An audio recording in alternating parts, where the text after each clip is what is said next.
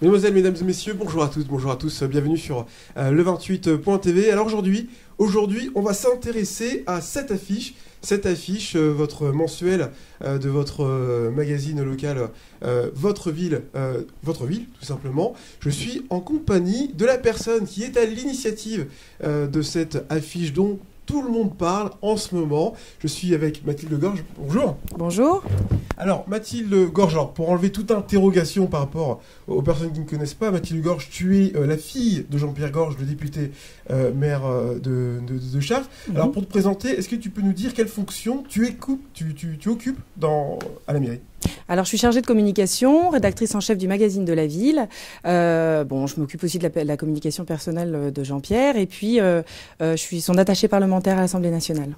Alors voilà, pour les personnes qui connaissaient, ça permet de mettre un visage à ton nom. Alors, donc, je parlais de cette affiche qu'on a publiée sur Facebook il y a quelques jours où tout le monde apprécie cette première page et parle de cette première page. Est-ce que tu peux nous expliquer comment tu as eu l'idée de cette mise en scène ? Alors bon, c'est un petit peu particulier cette année. Je pense que c'est vraiment lié aux événements qu'on a pu tous connaître, événements dramatiques, surtout en fin d'année.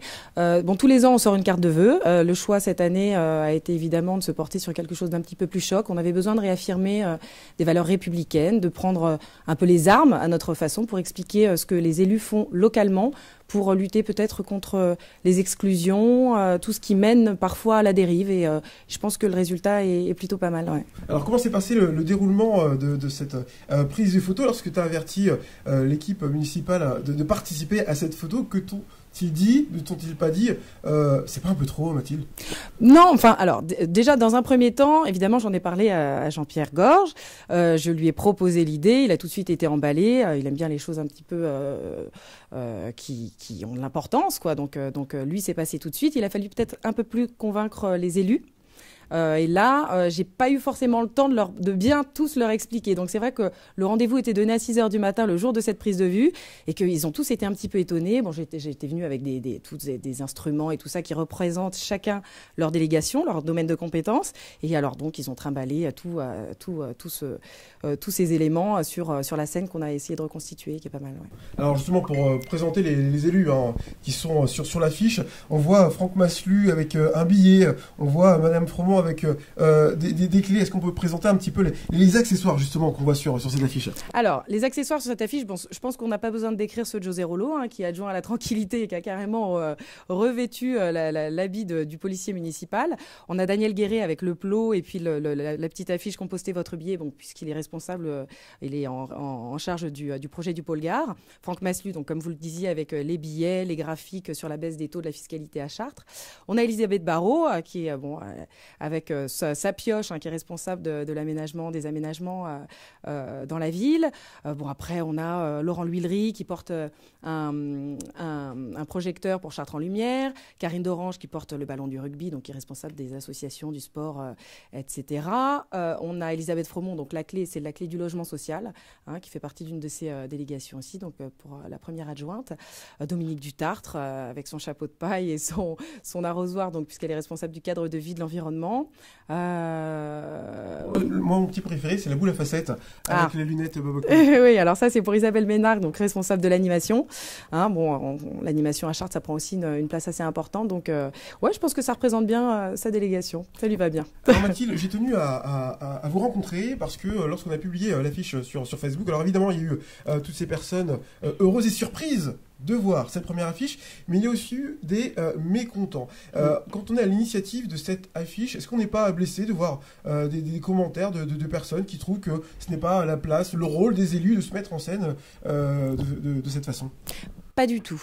Alors déjà, cette photo était faite pour faire réagir. Évidemment. Donc les réactions, on les attendait. Je m'attendais d'ailleurs à plus de mécontents.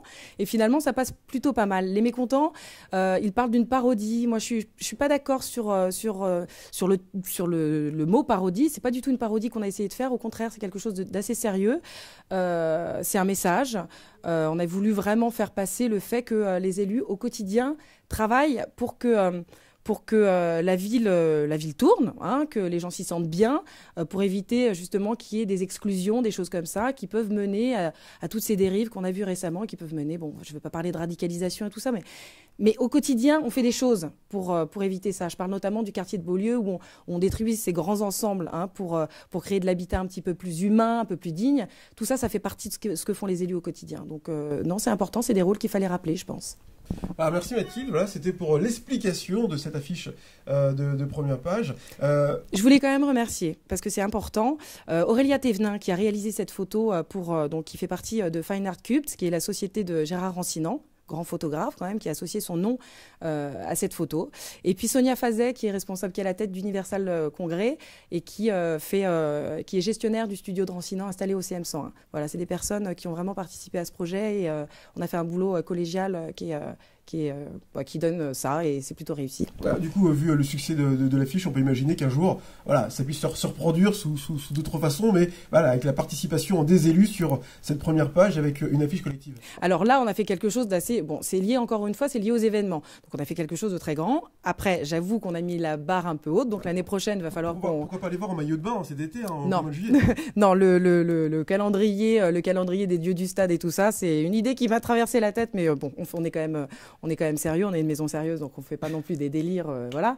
Mais bon, maintenant la barre est un peu haute et puis il va falloir contenter aussi les gens l'année prochaine, donc on verra. Mais j'espère qu'on aura une année plus heureuse qui ne nous obligera pas à brandir une nouvelle fois ce drapeau, bien qu'on en soit très fiers, hein, parce que c'est un drapeau qui était un petit peu devenu l'apanage du Front National. Et c'est ça aussi le beau message de cette affiche, c'est que ce drapeau, il faut qu'on se le réapproprie et qu'il a été trop souvent, trop longtemps bafoué. Et aujourd'hui, je pense que les gens sont prêts à le brandir à nouveau en dehors des stades de foot. Eh bien, merci pour ces explications. Comme ça, vous avez l'explication, chers télénautes du 28 TV, sur cette première page, votre ville, que vous avez déjà reçue chez vous aussi. Vous faites partie de la ville de Chartres.